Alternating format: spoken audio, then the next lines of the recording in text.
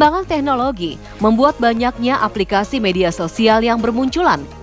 Media sosial bukan hanya sekedar tempat untuk mendapatkan informasi, bisa juga digunakan sebagai sarana untuk menjalin komunikasi. Tapi tahukah Anda, media sosial sudah menjadi tempat bagi sebagian orang mencurahkan isi hatinya. Sebentar-sebentar, update status, terkesan sedang ingin mendapat perhatian seseorang. Bahkan muncul istilah media sosial mendekatkan yang jauh dan menjauhkan yang dekat. Lantas, benarkah media sosial merubah perilaku seseorang dan bagaimana cara mengatasinya? Dr. Darmawan, spesialis kedokteran jiwa, akan memaparkannya untuk Anda di segmen kali ini. Yuk kita simak. Ya, jadi faktor biologi itu adalah fungsi otak, bawaan ya, misalkan sifat-sifat bawaan dari orang tuanya ya. Kemudian kalau misalkan psikoedukasi itu yang membentuk dia punya psikologi dan juga edukasi yang dia dapat selama tumbuh kembangnya dia ya. Jadi dia sekolah ya, lingkungan itu sosial budaya itu adalah lingkungan di mana dia itu tumbuh dan berkembang. Di situ akan mempengaruhi juga dia punya pandangan dan dia punya perilaku, dia punya sikap seperti itu yang membuat nanti tercermin di dalam tindakan-tindakannya dia.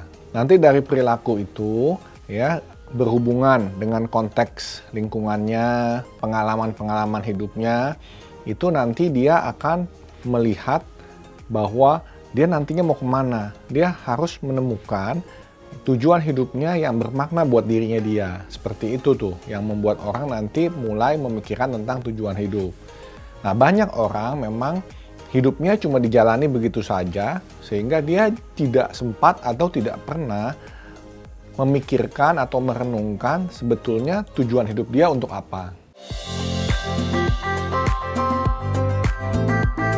Kemajuan teknologi membuat kemudahan untuk mengakses banyak media sosial, mulai dari mencari informasi atau bahkan melakukan transaksi dengan berbelanja. Lantas apa ya pengaruh media sosial bagi perubahan sosial seseorang? Kalau misalkan kita bicara perubahan perilaku seseorang lewat media sosial, itu yang sering adalah yang paling bahaya membuat orang menjadi adiksi, ketergantungan sama media sosial. Dia setiap saat ada dorongan untuk ngecek dia punya apps media sosial. Kalau dia nggak ngecek, dia merasa ada yang kurang, dia gelisah, dia sampai nggak bisa konsentrasi. Yang membuat orang berubah lagi sikapnya menjadi lebih konsumtif. Karena di media sosial banyak sekali sebetulnya dagangan, jualan. Sehingga dia terpengaruh, lalu dia menjadi lebih berani mengeluarkan uang mengikuti iklan atau endorser dari influencer-influencer. Lalu kemudian juga membuat dia itu menjadi dapat informasi yang mudah mendapatkan hoax. Dari media sosial itu kan banyak informasi-informasi ya, sehingga kalau dia yakini langsung tanpa dia cek dan recheck, atau mungkin dia waktu ngecek lagi tetapi ngecek melalui media sosial yang digunakan yang sama untuk menyebarkan hoax itu, dia bisa terhasut ya. Nah, jadi pola pikirnya berubah, melenceng. Nah, jadi ini yang kita harus hati-hati, di mana media sosial itu secara unconscious membawa orang menjadi bukan dirinya lagi atau bahkan bisa menghasut.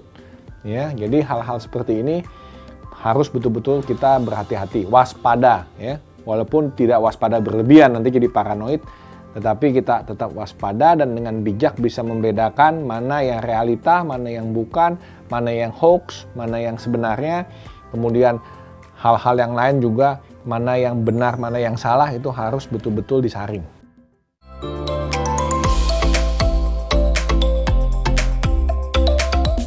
Saat berkumpul bersama teman dan juga keluarga, tak jarang banyak yang sibuk dengan gawainya, menjauhkan yang dekat dan mendekatkan yang jauh.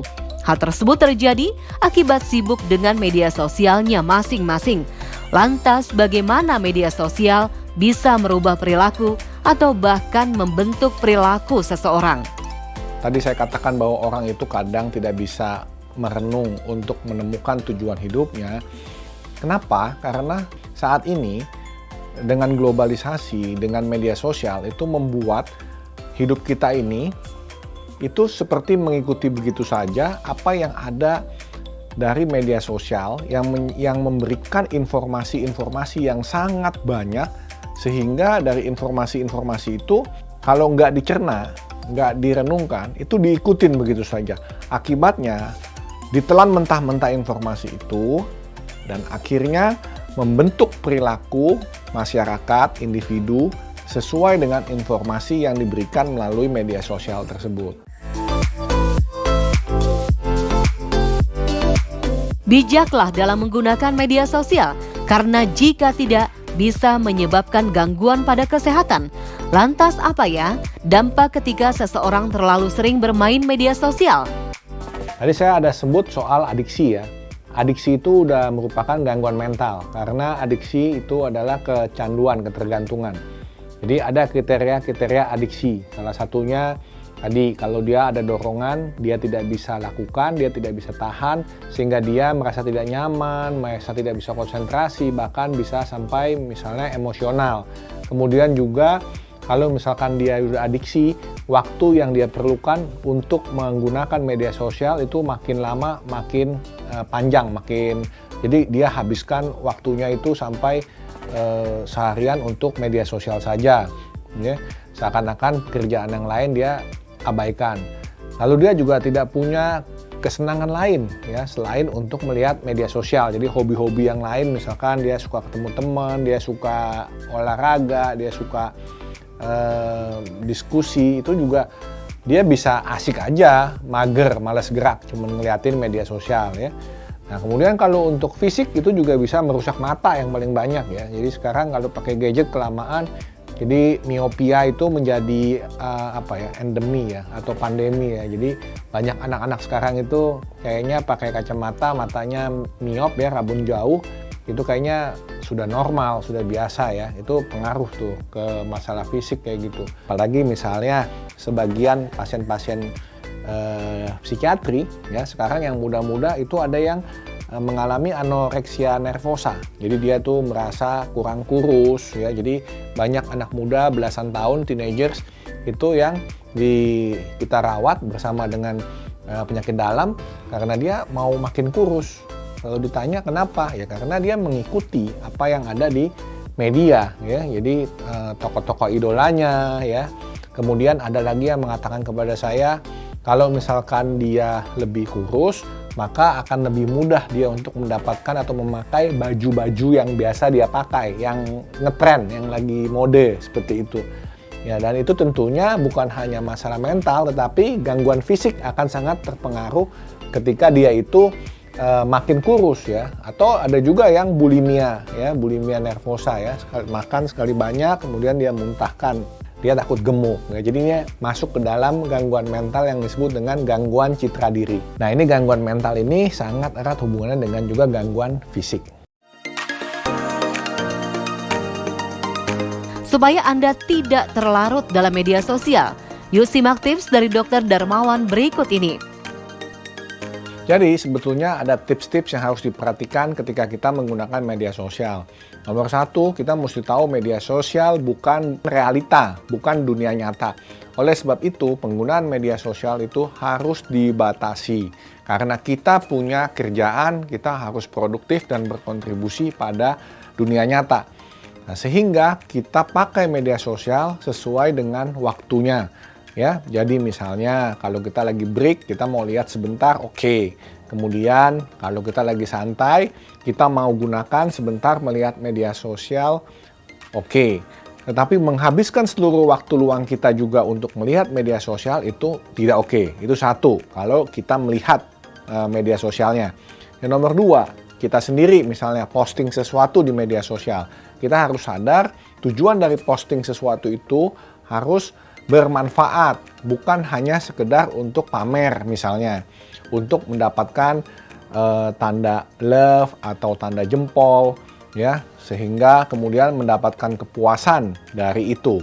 Itu namanya kita mencari perhatian melalui dunia maya, melalui media sosial. Itu jangan dilakukan. Kemudian kalau kita mau posting sesuatu, kita mau menyampaikan sesuatu, kita juga harus dengan bijak. Jangan sampai apa yang kita sampaikan, apa yang mau kita informasikan, itu bisa terkena unsur-unsur yang akhirnya menjadi senjata makan tuan balik ke kita sendiri karena kita misalkan menyebarkan hasutan, kebencian, pembohongan publik, ya, informasi yang salah. Karena itu bisa berbahaya dalam aspek hukum. Ya, jadi kalau kita menggunakan media sosial, kita harus perhatikan hal-hal tersebut sehingga kita bisa menggunakan dengan bijaksana. Saya Dr. Darmawan Ardi Purnama, spesialis kedokteran jiwa untuk Hidup Sehat Plus.